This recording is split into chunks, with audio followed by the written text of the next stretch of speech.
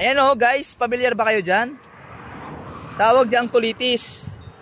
Pinapansawg sa munggo. Yung iba hindi pa nakatikim yan eh. Lalo na ako, first timer lang ako nakatikim yan. Masarap pala. Pangsawg sa munggo. Pag sinearch mo sa Google, TikTok, lalabas yung kulitis. Lalabas din yung mga benefits dala niyan sa katawan. Ayan o. Masarap pala yan. Daming bulaklak dito sa kabila. Ayan o. Kulitis. Ayan, daming kulitis o.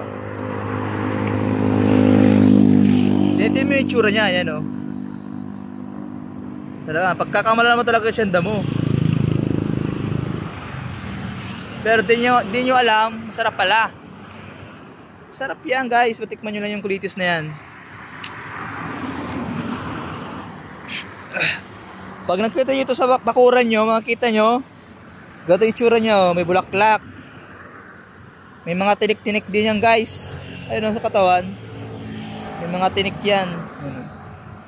So yan, pag may nakita kayo sa bakuran nyo, kunin nyo na kasi masustansya niya at may dalang mga benefits sa katawan yan. Only in the Philippines. Maraming kinakain ng mga masustansyang gulay. Nakala natin yung damo pero gulay pala. Pwedeng kainin. So, yan. So tapos na kayo manguha dito sa farm. Doon na tayo. Back to normal.